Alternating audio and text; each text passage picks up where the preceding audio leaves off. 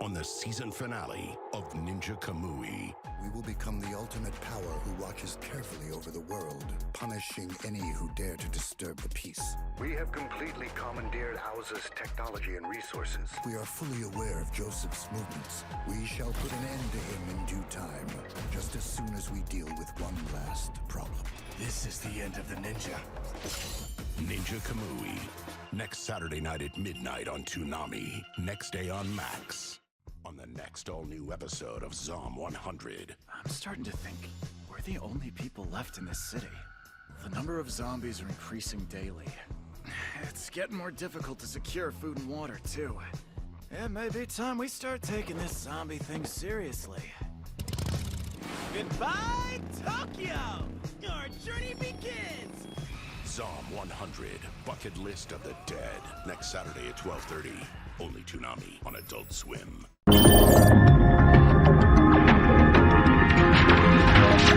Hello everyone, welcome to Toonami Therapy. On April 25th of 2024, I'm Michael. I'm Tommy. And this is our podcast where we talk about anime and other things we've been watching, including some series that are on Toonami. So, we have exciting news. So we find out that we're going to be getting, after Ninja Kamui is over, we'll get the exciting new series of 2 weeks of marathons of Ninja Kamui.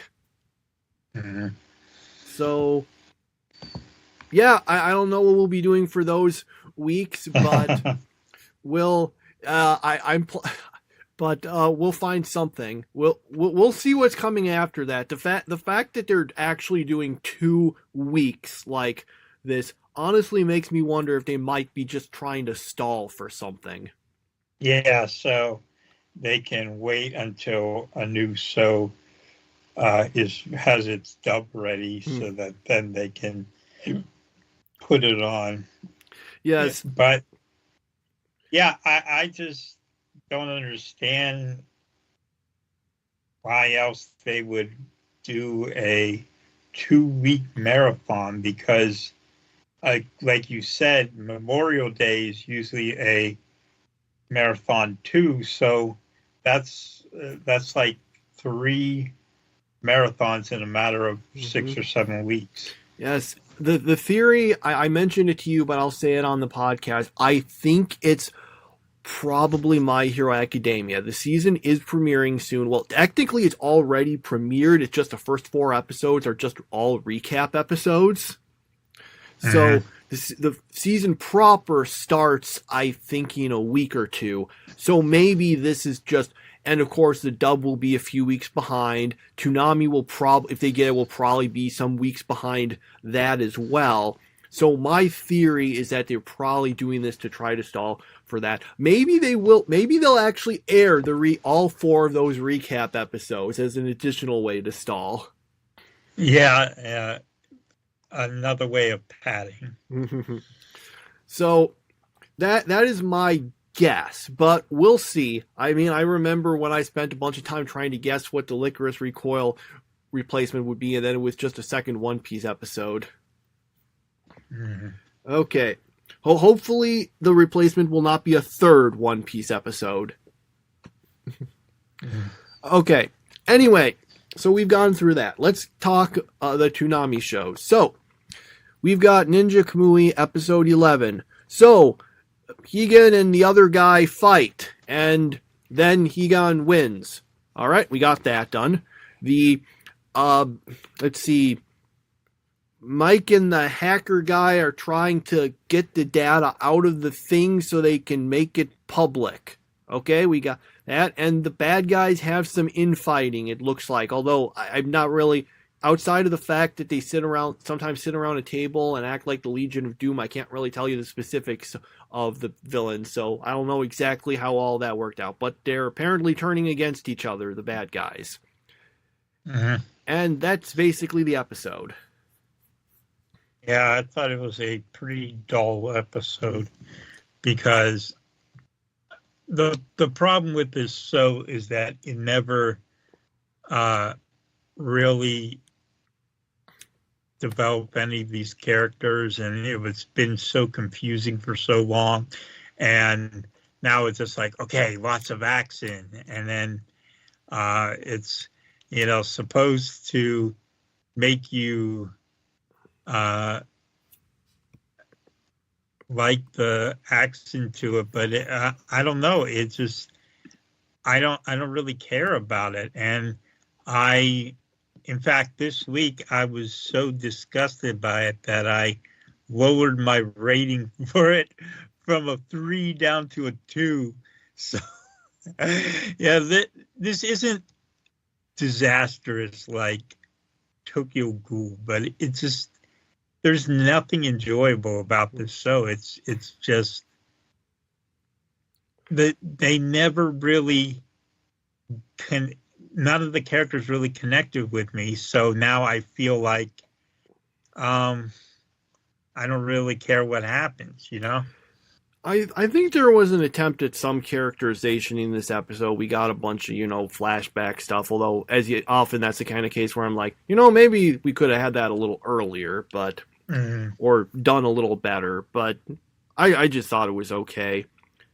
Tokyo Ghoul, it's weird. I watched the whole anime, the whole both of the series, the Tokyo Ghoul and Tokyo Ghoul. What was its name? Like square root of A? Something. Yeah. So I watched those, and although for the record, in Tokyo Ghoul square root of A, it diverges considerably from the manga. I know that the last episode is all about characters mourning the death of a character who didn't die in the manga. Anyway, I'll just mention that because I didn't really like it that much, but I did go and read the manga, and I don't know, even though it's the same thing basically up until the split off point, I thought it worked better there. I don't know if maybe the pacing was better, but I did feel that was better. The weird thing is that, as I understand it, so there's a sequel manga to Tokyo Ghoul called Tokyo Ghoul Re, and they did an anime adaptation of that. But as I understand, they didn't adapt the things. So how do I explain it? Basically, okay, I know the right way to put it. Okay, Full Metal Alchemist and Full Metal Alchemist Brotherhood. Full Metal Alchemist Brotherhood was a more direct adaptation of the manga. The original anime, at a certain point, split off and did its own thing. So it kind of would be like if... because they didn't adapt the sort of midpoints, they just skipped to Tokyo Ghoul Re, it would have been sort of like if you had from my understanding, I could be wrong, it's as if you had watched the original Full Metal Alchemist series, then just cut in midway into Brotherhood past a bunch of different things that had already happened differently.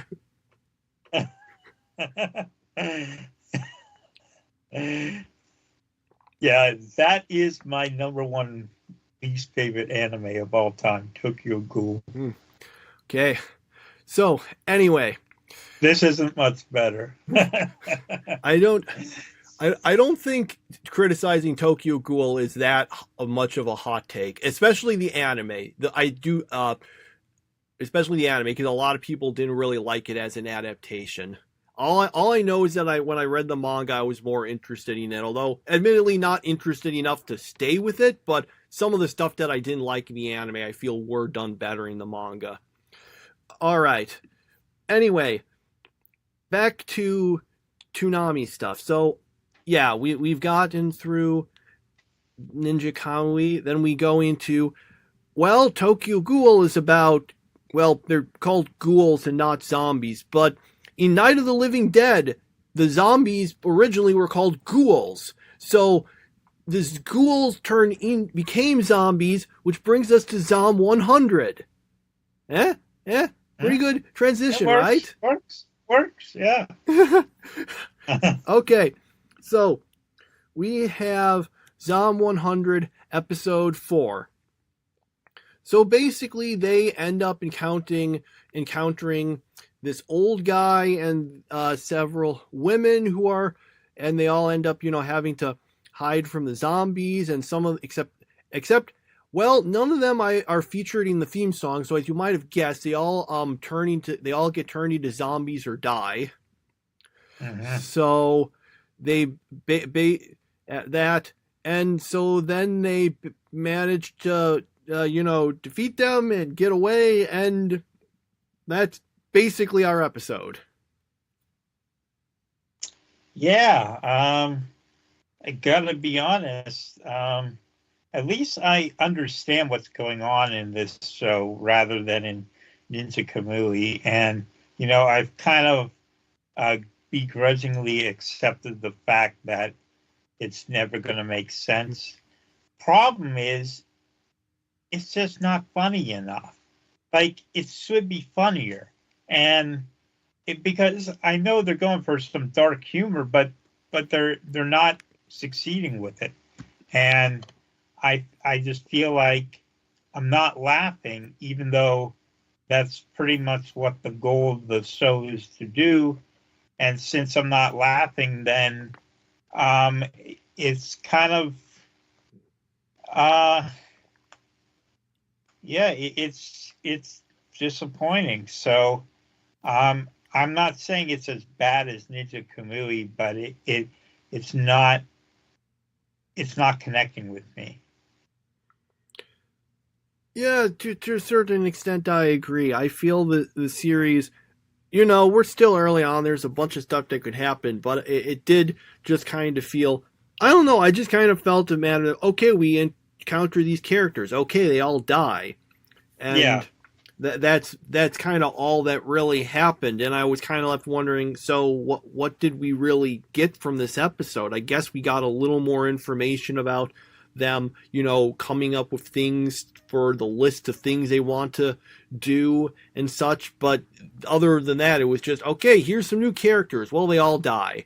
I mean, yeah. I wasn't exactly surprised they died because, again, not that's the thing about some shows. Are they in the theme song? Okay, they probably die. That's a good rule of thumb. I was in the previous episode, I was fooled into thinking a character would die because I thought they weren't in the theme song, but they were. They just had a different hair color in the theme song, so I missed them. But this one, nope, they're not there, so they all die. So let me just hang on. I need to actually double check something. This is, I'm just seeing.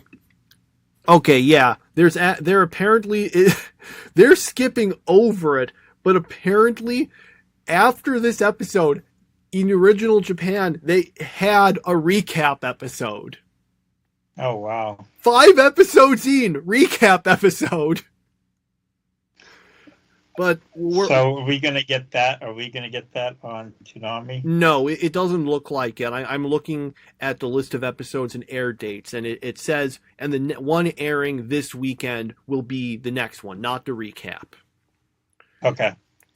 The Zom 100, when it originally aired in Japan, it ran into apparently some big production difficulties, and there were a bunch of pauses and hiatuses and such. Yeah. For example, here, I'm going to list them. So we had episode 4, then the next week we had a recap episode, and then the week after that we had the next episode. Okay, fine. 2 weeks after that we had another episode. Then the week after that, another episode. Then 2 weeks again, we got the next episode. No break for the next one. We got one the next week. And then 3 months afterward, we got the remaining 3 episodes. Oh, wow. So yes, if you're watching it on Toonami, you're going to just, well, then again, with the marathons we're getting, you'll have to be waiting also. Yeah, so it's not much different. Yeah. All right. Let's see. All right, so we got One Piece episodes 662 and 663. All right, so basically we find out, so Law is alive. Doflamingo basically blames him for the incorrect information about him stepping down. The other characters, try to save Law, but end up getting basically stopped by the Marines. We also, I'm just trying to remember some of these things. Luffy's brother. Yeah. Oh, now, well, no, it wasn't his brother. It was okay. Now I'm getting it. For some reason, I was only remembering stuff from the first episode offhand. So basically, we have that. We apparently are going to have Big Mom. She was kind of teased at the end of the end of what was the Fishman Island arc, or at least her crew's showing up. Luffy ends up meeting someone who wants to get the flame fruit, and it's a character who I think showed up like quite briefly, if I remember correctly, but he's apparently super important to Luffy's backstory. Mm-hmm. So Luffy's like, yeah, okay, you can have the flame fruit, and then that's all great, and yeah, everyone else gets ready to do the assault on the Smile Factory thing, whenever that will actually happen. There's been a whole lot of setup for that. Yeah, so who is this person? Like, you can give it away because you can spoil it for me. Okay. Who is this person? All right, if I remember correctly about him, because it's sort of weird, he was basically this person who was sort of kind of retconned into being really important to Luffy's backstory. It wasn't here where it was right. It was earlier, but basically it was like, yeah, Luffy, he spent a whole bunch of time with he and Ace. Ace was his brother. Was Ace his biological brother, or was he adopted brother? I can't remember. It's been so long. Anyway, they spent a whole bunch of time together when they were kids, and they were really important. But Luffy thought this character died. But believe me, he was really important to Luffy's backstory, even though he wasn't mentioned until something like 600 chapters into the series. Anyway, Luffy thought he was dead, but then he finds out, oh no, he's actually alive, and he's the one who's going to get the flame fruit, because I'm going to be honest, he legitimately, what was his name again? I can't remember, but it kind of feels like, because Ace, who is Luffy's brother, who had the flame fruit, he died. He was actually like one of the very first characters to actually die in One Piece, although it was pretty far in. And so then it kind of almost felt like the author saying, oh, I shouldn't have killed him. Okay, I'm going to have this character say, hey, he was super important to Luffy's past, just like Ace was. And he's going to show up and he's going to get the flame fruit. So he'll have the same backstory with Luffy, and he'll also have the flame fruit. So there, Ace is back. Ha! Mm-hmm. It kind of feels like that. Yeah. Okay, yeah, what was his name? I feel so dumb I can't remember. Let me look it up quick. Let's see, he had the flame fruit, and it was... Sabo, that was his name. I can't believe I forgot that. But, yeah, so that's him. Can't remember. Did we see his face, or was it kept from us? I didn't see his face. So. Okay. Because I was remembering at least it initially was, but I can't remember if we actually saw him or not.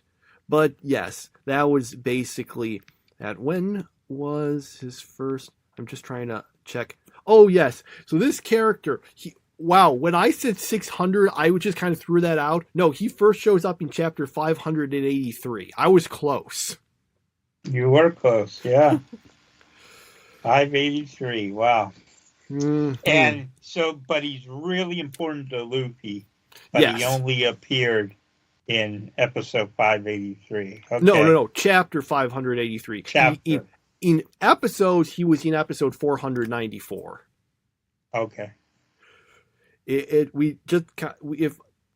Yeah, we basically get this flashback about Luffy and Ace, and then they meet Sabo, and then, it's all about how they're important. It really feels very much like he was just retconned into being important. Remember Mhm. when, oh, again, it's been so long. If you said his name, I'd recognize it, but the guy in that Bleach the one before the really lengthy hiatus in the anime, it was it, I don't want to say it because I feel like I'm going to get it. Tosin? No, not Hoshin. The one who was like, it was like the charge of like execution was the name of the organization. Jin Ichimaru, is that it? No, that was a guy who worked for Aizen, except then he betrayed Aizen, but then he got beaten anyway. So, yeah. And then he died. So you're like, oh, well, okay, not really sure what the point of that was. I'm sorry, I'm going crazy trying to remember. It started with like a T, I feel, like a Tsu.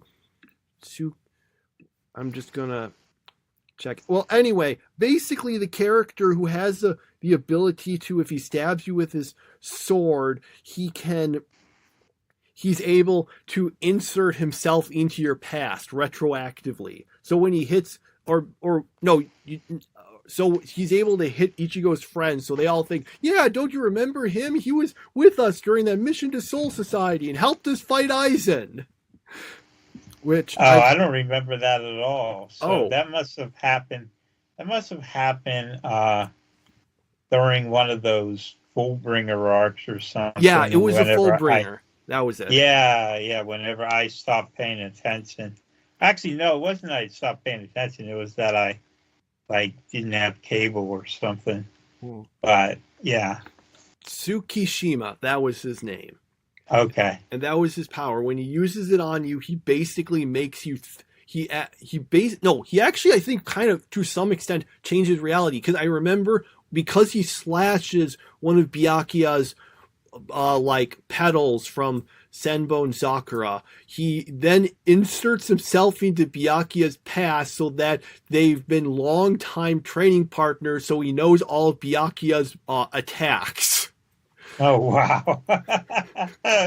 So that's basically what this One Piece guy has done. It's more like the author doing it, but it does kind of feel like you're just saying, yes, he was in the past all along.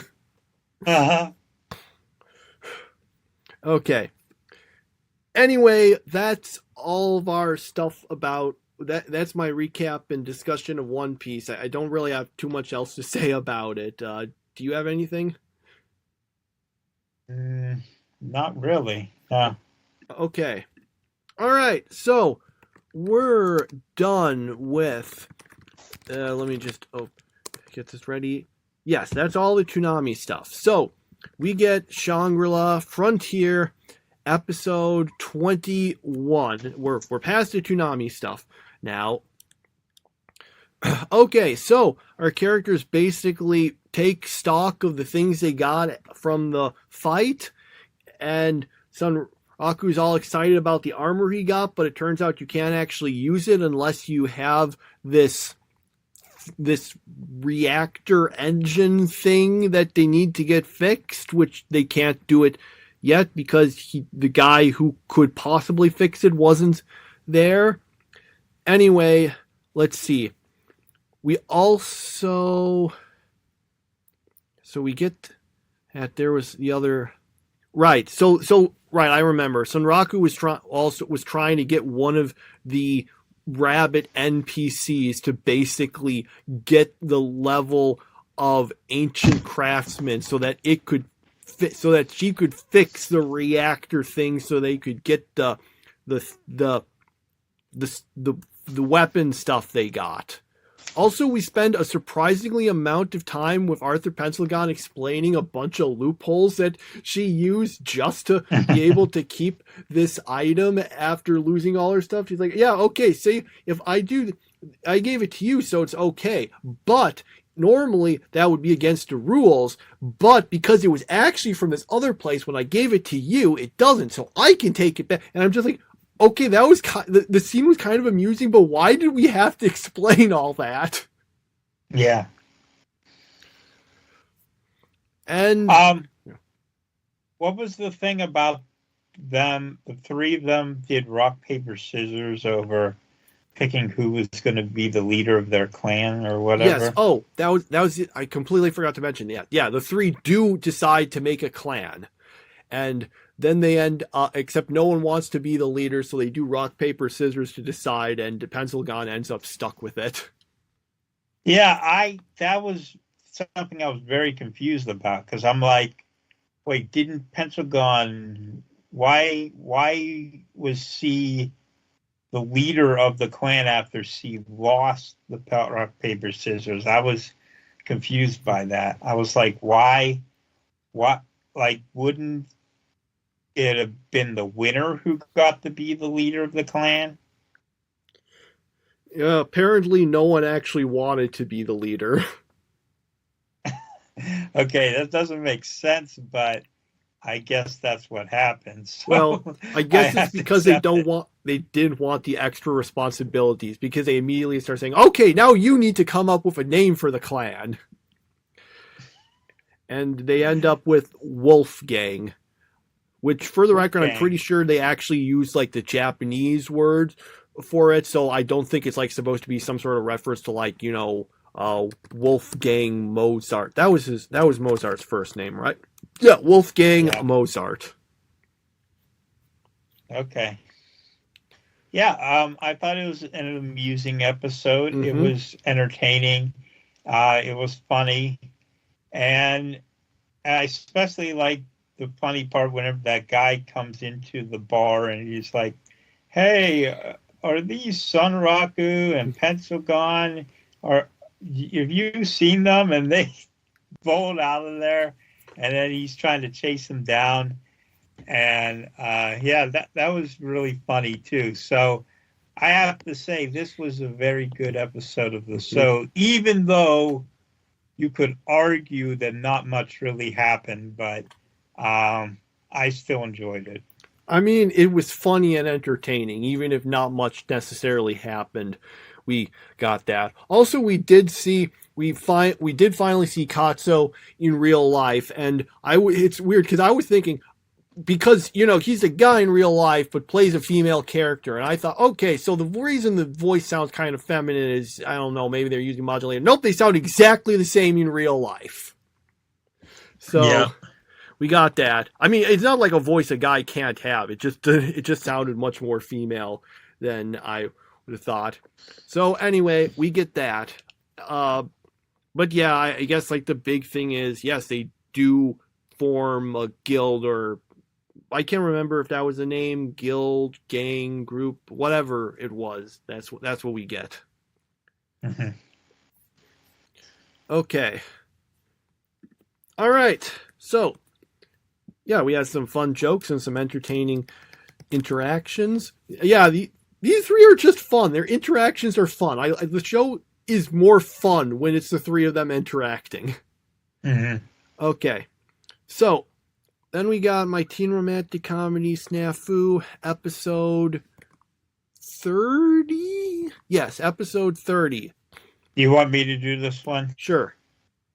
Okay, so we get news that the prom is in trouble, and it's Yukino's mother who is fighting against it because this is pretty much the very same thing that happened in real life to my school, where we tried to have a prom and then people on the teachers ended up trying to kill it and then make people get in big trouble if they would go to it. So I sympathize with the characters here because even though I wouldn't have gone to it, I know exactly what this is like. And so we get all that, and then Yui tries to help the main character, Hachiman, come up with a gift for his sister. And And then we get a scene where Yukino's sister, who I'm just going to call Alexia because she's got the same voice actress and the same attitude. So she kind of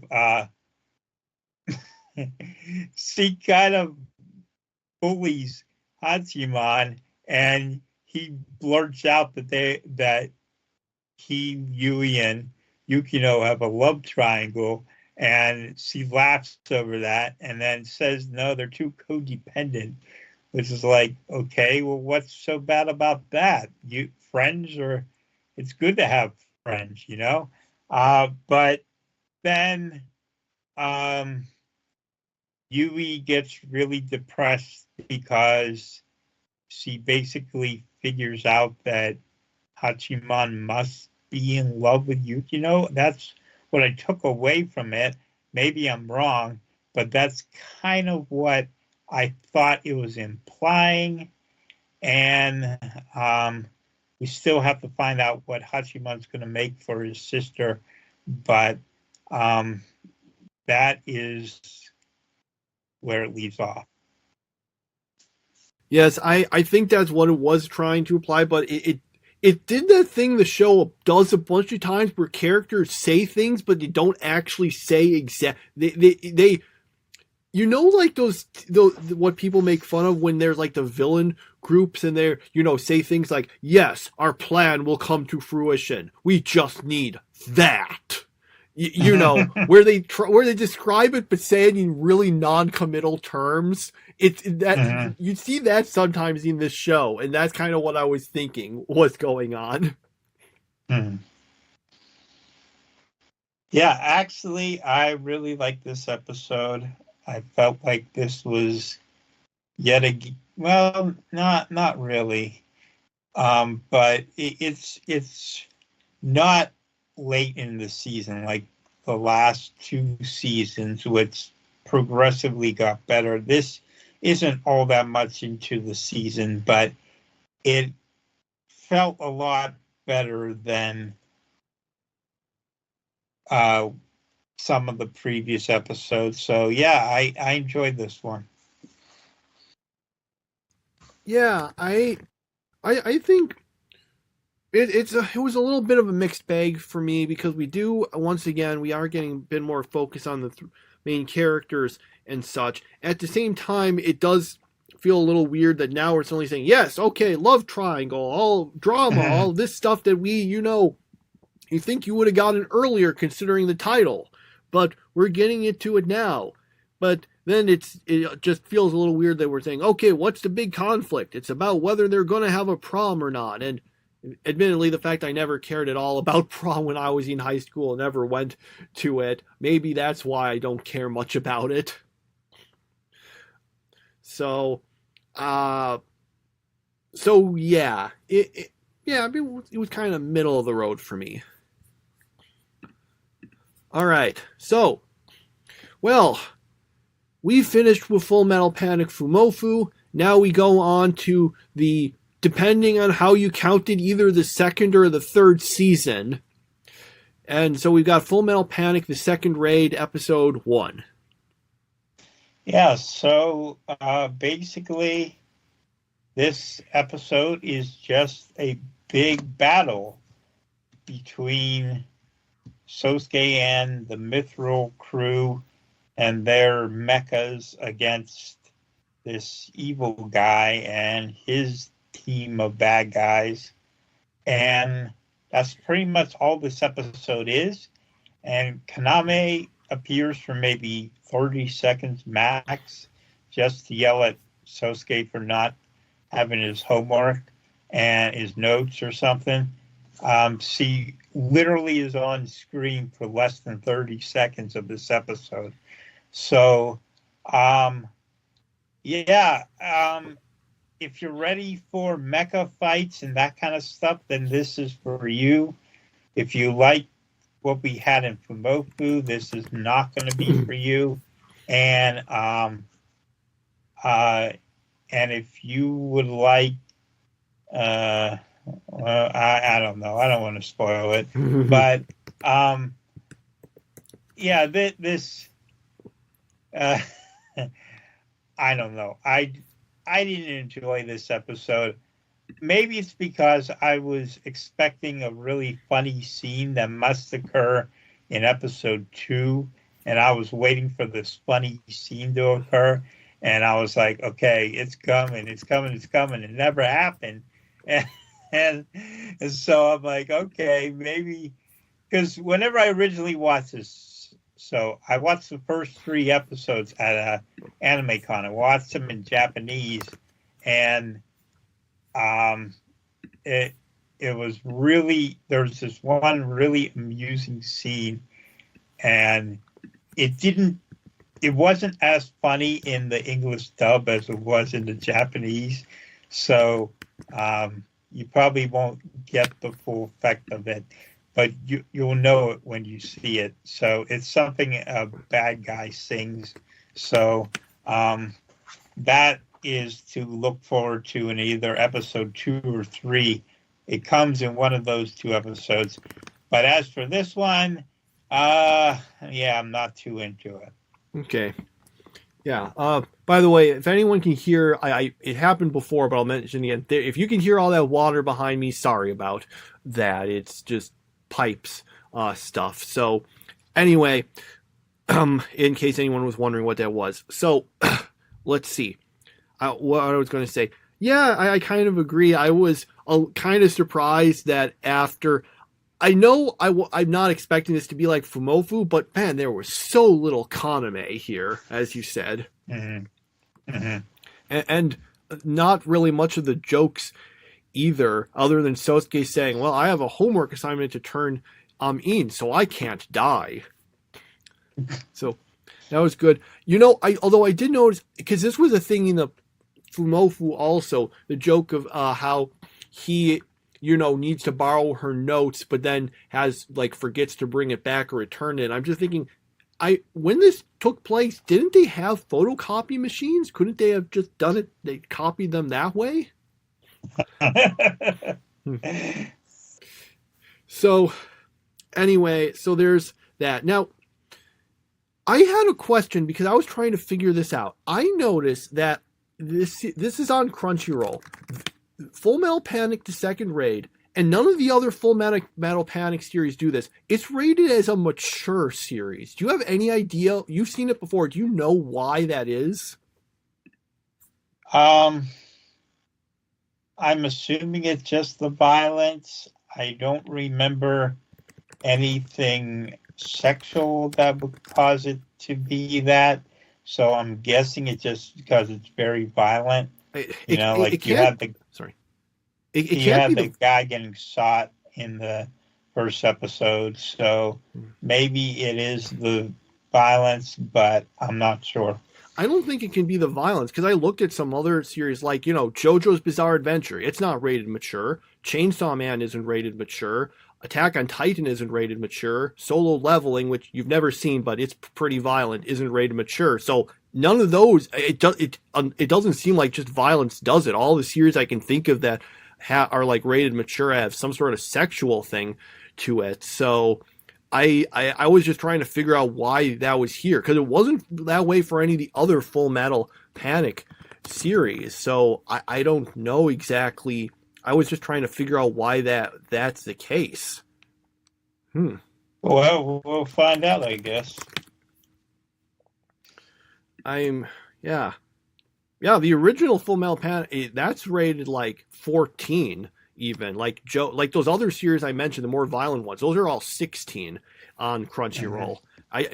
It wasn't until just now I even realized they gave age numbers on Crunchyroll. I just happened to see it and I'm like, oh wow, they actually do that. Huh.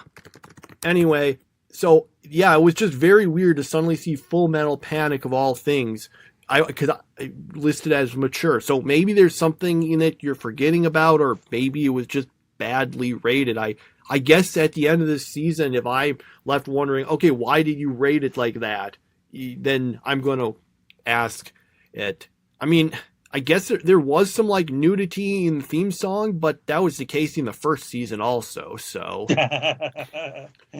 it really wasn't. I'm sure there's some sexual stuff in this, but I don't remember exactly what it is. So maybe you have to remember I haven't seen this in like 12 years. So, yeah, I can't remember exactly. I mean, yeah, I don't know. Yeah, I guess we'll see. It just felt I was like suddenly wondering, wait, were the previous ones rated this? And no, not the others weren't there. So it's kind of weird. I don't know if we at the end of this are wondering why is this mature? Maybe I'll ask them and say, why is this mature?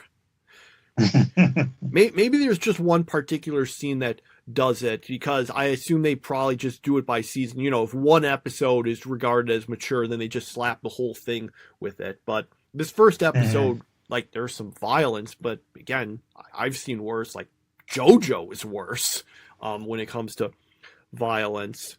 Although sometimes it's not really just like the level of violence, but kind of the focus. Like on JoJo, someone getting stabbed in their eye with a pen is for some reason often like, I'm like more yee in relation to that than like someone, I don't know, like, you know, getting like actually losing a limb sometimes. I guess just because there's so much more focus on it. Okay, I'm sorry to any listeners who probably didn't want to hear about that. Okay. All right, so we'll find out. In the meantime, we'll move on. We got Dark Gathering, episode 8. And so in this episode, we do get introduced to a new character whose name is, what was her name again? That's her, Kamui. So she's a new student for them, but it turns out that she's, of course, having issues with spirits also. They managed to get rid of one, but then it turns out the other one that's actually after her was a different one, because, of course, that's the way this all... Come to think of it, how many times have they gotten who they thought was the bad spirit, but it turned out there was another one that they missed? Is this like the third time? It seems like it. Yeah.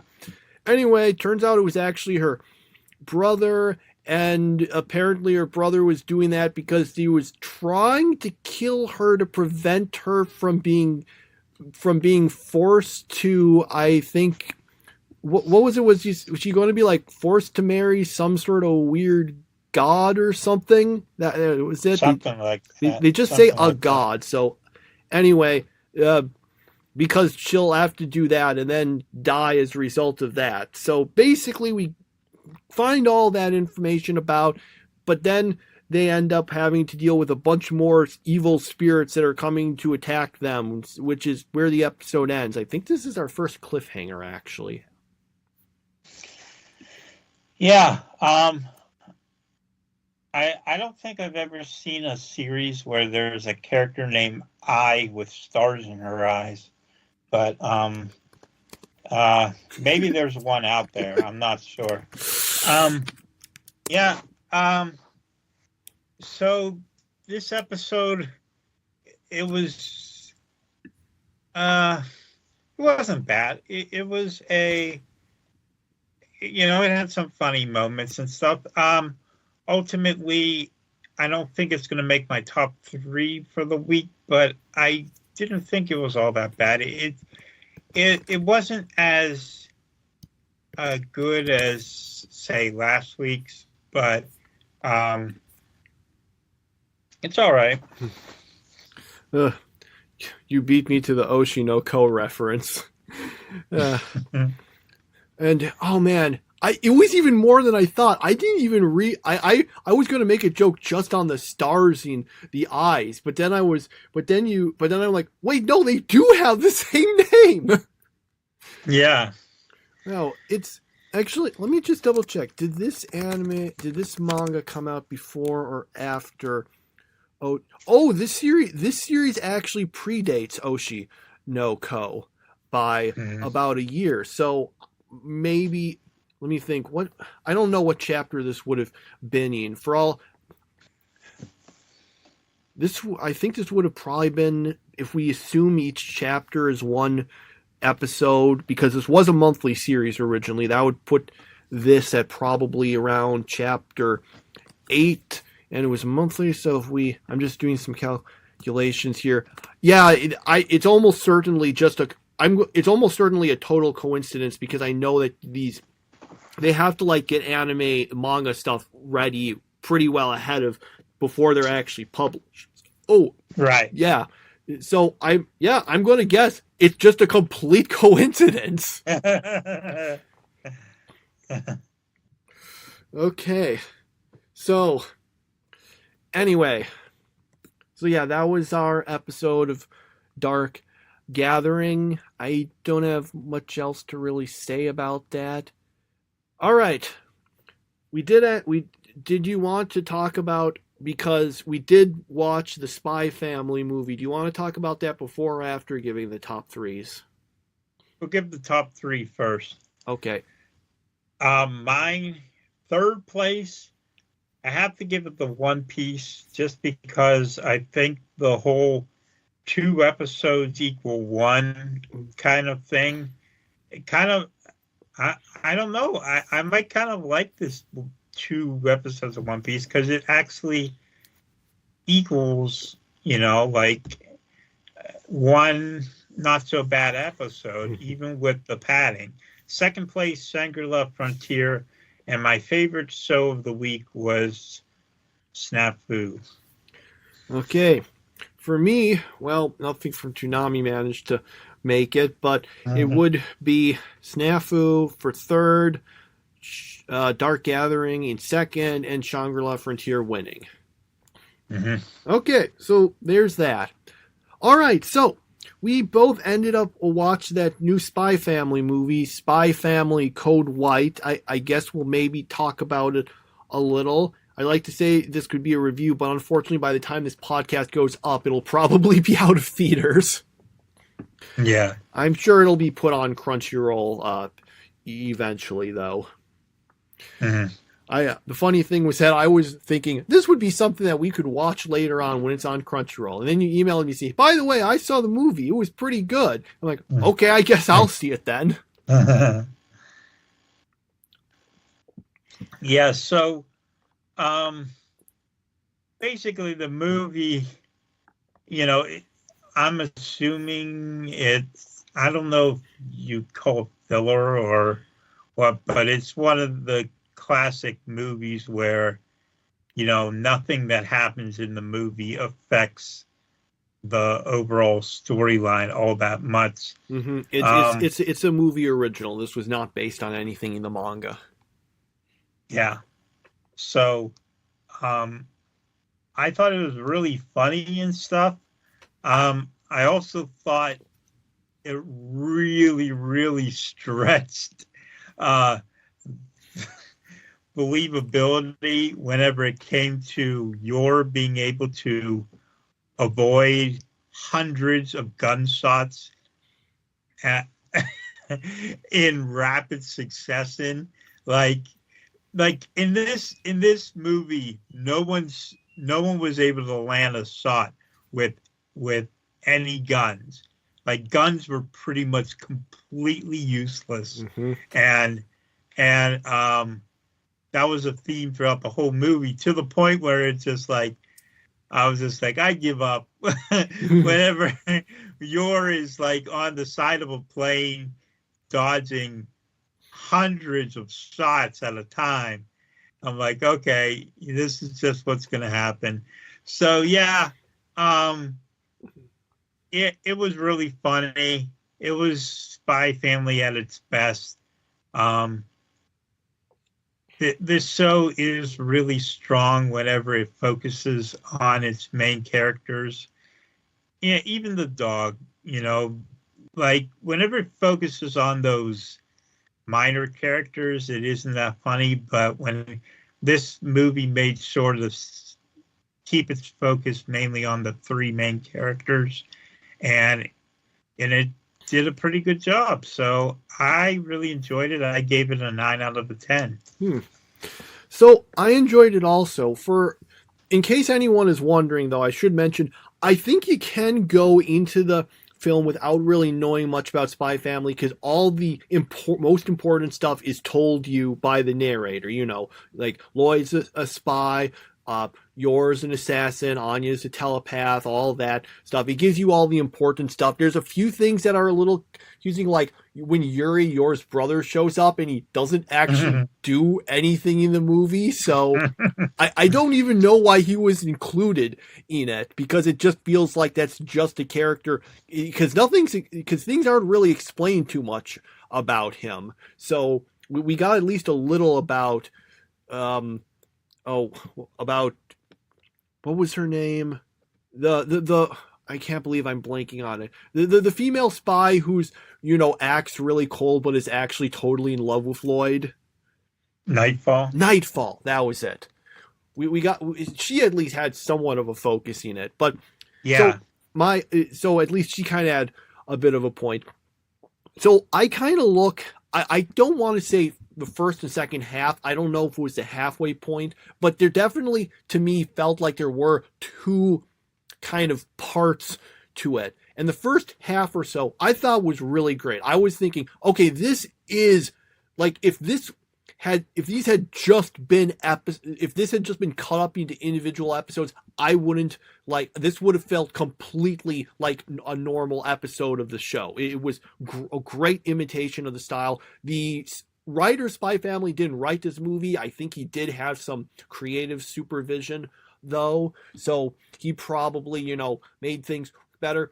But the second part, when it becomes much more action oriented, and as you say, guns are almost completely useless. The only thing a gun does is that it grazes Lloyd's mask and makes it slightly come off. That's the only thing a gun actually accomplishes in this entire movie, basically. There's like, Lloyd's in a shootout and nothing, and like he somehow doesn't get shot with all these guys going after him. It is honestly if I was trying to parody the way things never hit someone, this is like, I'm not sure I would go as far as this movie did. It's like Chisato from Licorice Recoil couldn't have dodged all of this. So that was a bit of an issue. Yeah, a lot of things got kind of plausible. It's just a matter of, so how does Lloyd have perfect masks of these other characters? Does he just make them on the spot? Because they're very good masks. Yeah. I remember the first episode, he was able to apparently make a mask of one of the bad guys pretty quickly, but it wasn't a matter. Even then, I assume he had more time than, I don't know, 15 seconds. Yeah. As was the case here. The last problem I had was the fact, at the end of all of this, the main villain of the series, like, he knows what they look like and such. And so he could like easily have, like, you know, at least tell like some people, you know, hey, keep an eye out for these sort of guys. And it would have presumably, you know, trickled down to the lower levels, and Yuri, who knows Lloyd and doesn't like him, would see, aha, this looks just like Lloyd, and go after him as a result. So that was like the problem I had. If they had just had the bad guy like die, then okay, problem's all solved. But he apparently lives. So that just struck me as a bit weird. So the second half, like, there's still good stuff. There's some funny things. The action, implausible as it is pretty good. But I started having more problems with that, and that kind of knocked it down. I would give the movie an 8 instead of... I was originally thinking I'd give it a 9, but that kind of knocked it down to an 8 for me. But those sort of issues aside, there being greater implausibilities in here than...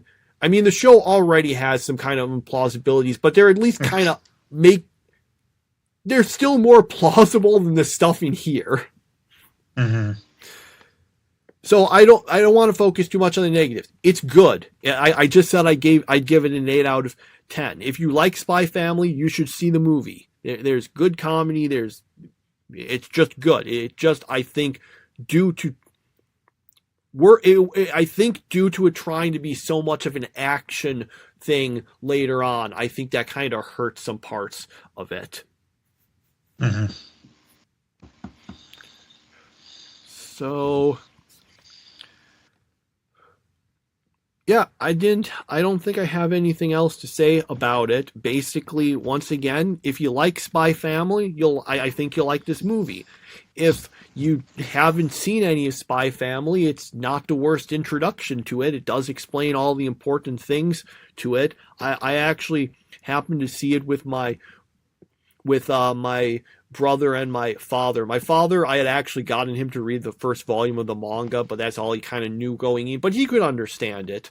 And then it pretty well. Like I said, all the important stuff is there. So, yeah, that's basically all I have to say. Yep. Anything else to say about it?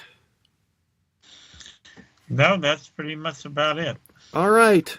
So that's been our review of Spy Family Code White, which, as I noted, will probably be out of theaters by the time this is actually put up. So we'll see how that... it actually finished in fifth in the United States box office charts this weekend. Which is actually pretty good for a series that didn't have a wide release or anything. Yeah. Yeah, let me just actually check. How far into it is my theater going? Okay. Well, it's not listed as going into next week at my theater, but they might not have been scheduled yet. It's going to be in at least some theaters over the next week. So I'll just say that if you want to go and check it out, go and look in maybe your theaters. They might actually have it if you want to see it and don't want to wait for it to hit streaming. Oh, one last thing. Yeah, there is a post-credits scene, but it really isn't enough to... I don't think... It's just like a brief joke, and I don't think it was really enough to justify sitting through it if you don't want to. Just look up online if you want to see what it was. Yeah, I sat through it, and then I was like, that's it? And I was like, oh, come on. So, yeah, I was like, come on, you got to give me a little more than that, because I every time I'm at a movie, as soon as the credits come on, I immediately Google and see if it has a post-credit scene. And, obviously if it does, then I'll stick it out. I mean, almost everyone else left. There was like only a few people who left, who stayed in for the whole thing. So, yeah. Okay. So yeah, that was a very good movie.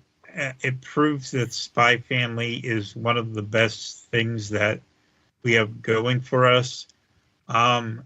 Sadly, I wonder why Toonami never really got it. I mean, they even got Licorice Recoil, which seemed a little bit of a niche. So niche, I can't pronounce it. Niche? Yeah, that's the word. I'm surprised they never came around to that, given its popularity. I think it's because one thing we've definitely seen is that series that are licensed by Crunchyroll, directly licensed, not just being on Crunchyroll, because there's stuff that's on Crunchyroll that other companies have licensed. It's just shown there. They're not very interested in showing series, in giving their things to Toonami, unless it's something that Toonami showed at some previous point. So, My Hero Academia, they showed that, they've got that, and for all we know, maybe they have some continuing contract about it. And same thing like Demon Slayer. I don't think there's anything that Crunchyroll has licensed that's made it on Toonami that wasn't there before. And that's Spy Family. Licorice Recoil, it was on Crunchyroll, but it was licensed by Aniplex. So I think that's the big thing. And Zom 100, that's on Crunchyroll. I think Netflix also has it, but that's Viz Media, they're the ones who have it licensed. That's the big thing. Also, because Spy Family is so popular, it would probably be really expensive, even if they would. So, yeah, that's basically it. That's why I don't think, when I try to guess as to things we might have on it, I don't expect it to be anything that is that Crunchyroll has licensed and that they haven't shown before. Okay. So we've got all of that, and all right. Anything else to say about anime? Nope, not really. Oh, okay. Yeah, because I should mention it.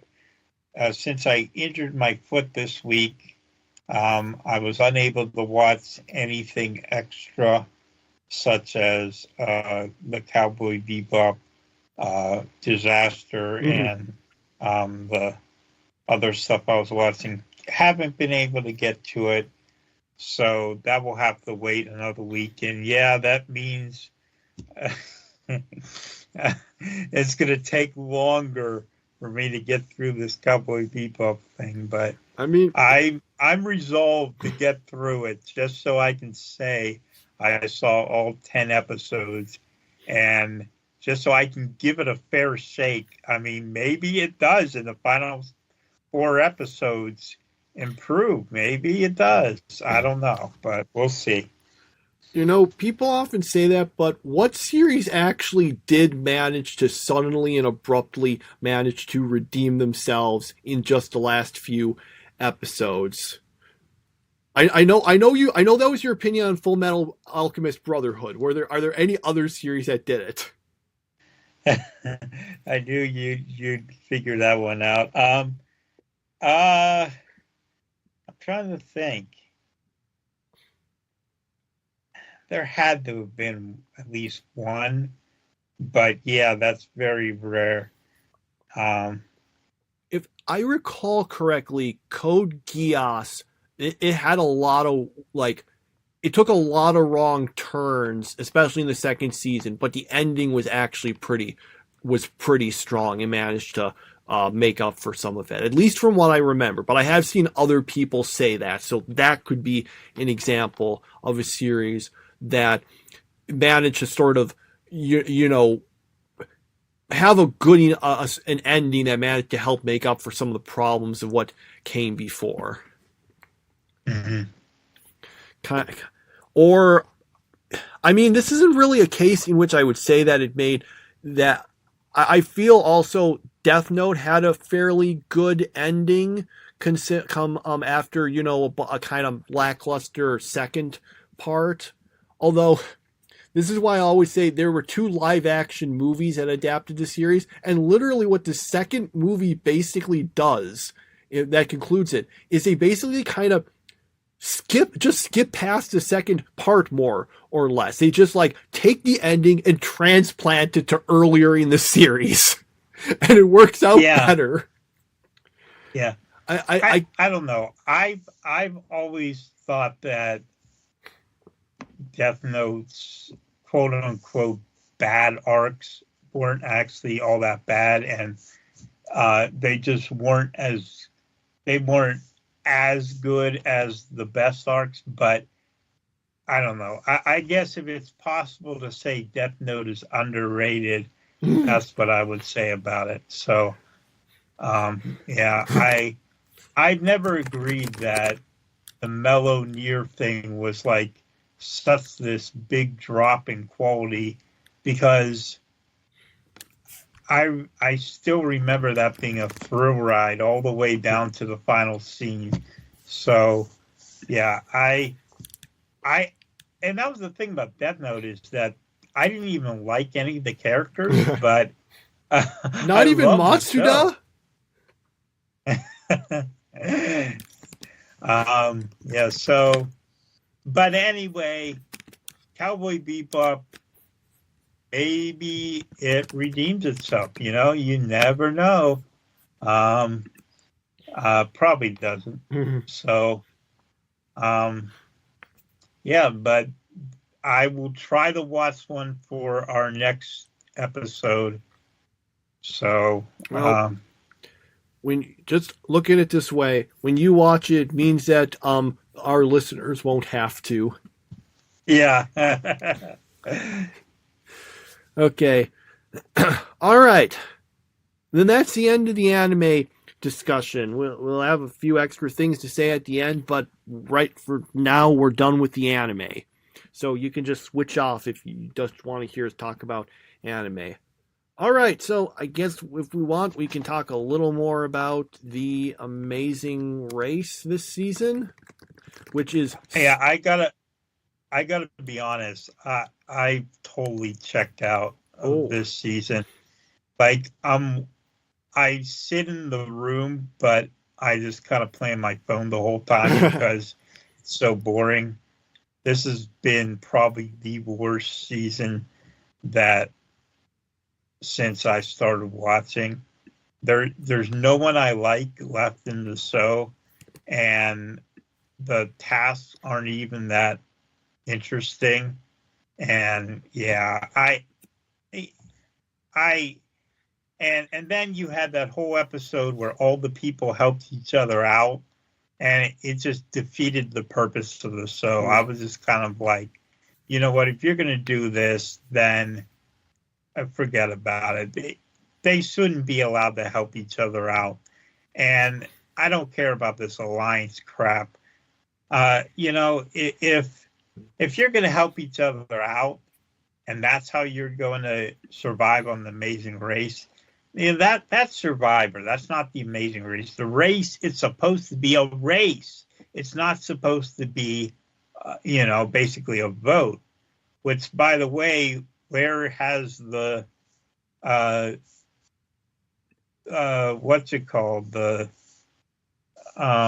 U-turn, where's that been? Because I thought, you know, that was like a big thing. We desperately need a U-turn because one team is completely dominating this season. They desperately need to be U-turned because they are so far ahead of everyone else almost